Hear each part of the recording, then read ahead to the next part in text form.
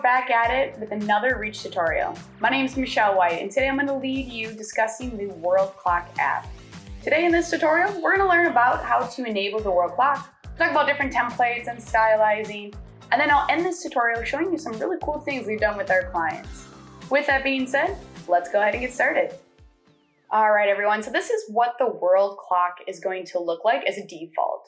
Of course, we can go in there and we can sort of change out the colors to make sure it matches your branding, but I just want to give you that visual first before we dig into this. Also keep in mind, as of right now, I have one layout that's showing 3 of the clocks. You definitely do not need to do that. If you just want one, you can just have one. If you want 4 or 5, you can have 4 or 5. Really, the sky is sort of the limit of how you want this to sort of look and how many you want to display. But again, just kind of keep that in mind that the sky's the limit there, and this is just one example. So with that being said, let's really kind of start from the beginning and show you how to get this final look. All right, so you're going to log into the system, of course, just like any other widget. You'll go down to the layout editor. And then again, once you get into the layout editor, you'll just need to determine which layout you want this world clock. Again, I sort of cheated a little bit. I've already kind of created a layout that's established. And then again, do you want this taking up the full screen? Do you just want this in a small little zone? A lot of different options here. Again, in my sort of scenario, in my little demo or training, I'm just kind of taking up the entire layout. So I'll go ahead and click into the zone. And then again, this is really what you guys just saw. So I'm actually going to delete this. That way we're all starting from scratch. All right, so we want to add a world clock. We're going to hit add app. Now, just going to keep in mind there isn't a world clock sort of widget right here. So what you want to do is you want to go into the time and date app, and all the settings for the world clock will be within here. You go to the second tab here where it says time and date setting, and then it says clock type. So as a default, of course, digital is going to be assigned, but today we're focusing on that analog. So therefore, we're going to select that type.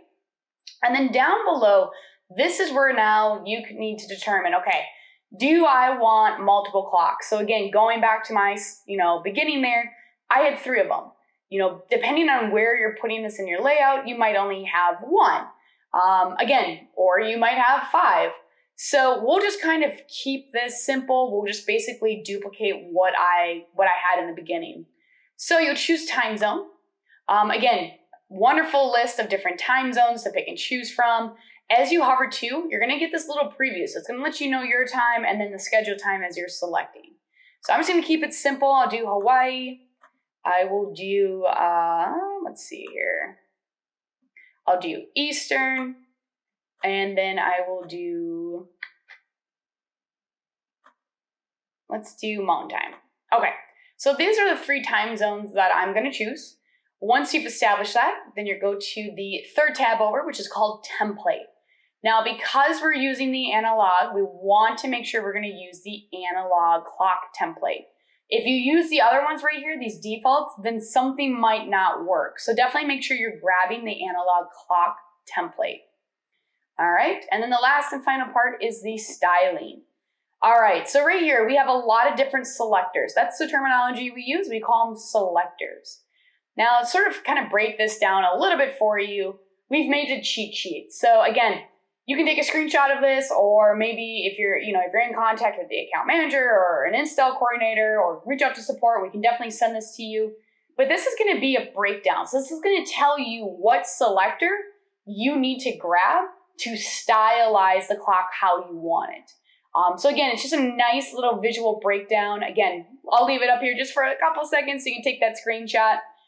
But something to kind of point out is below here, you actually have 2 ways that you can sort of call out your world clock. So one is you can have a full label where it says like Hawaii, or maybe you just want to abbreviate sort of the time zone. So kind of keep that in mind too, because in the beginning of my sort of tutorial, I had the full label sort of spelled out, but know that you have 2 options.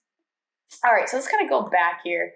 And again, they are pretty well labeled. So as I kind of click on them, again, it is sort of telling me what I am selecting. Now, at any point, if I wanted to change the color, so the second hand, right, that's the red little click, click, click, kind of ticking around. Maybe I want to change that to sort of a blue. Again, matching your branding, right? So if you have a certain hex color, you can simply just paste it in here. Background color. So let's see, background color. Again, this might be kind of a little bit ugly, but that's all right. As long as you guys can sort of see how easy it is to change and start seeing it in the front end, that's really the most important part. All right, so that's my background color, my border color. So that's sort of the, kind of go back to our little cheat sheet here, right? That's sort of the gray that kind of goes around here. I'm gonna make that white because I'm on a black background. So, and white right there. So as you can see, you guys, I mean, really it is just kind of selecting these selectors, that's the terminology, and then just using this sort of key right here to easily change it out. Now, if you know CSS, right, and you're like, hey, you know what, I wanna play with maybe some gradients, one thing you could do is you can click on this advanced version right here, and then you could sort of write some custom CSS that would maybe do like a gradient. Again, don't feel like you have to learn all this or you need to do it. If there's a certain look that you guys have established, send it our way. Our designers will do the best they can to sort of copy what you're thinking.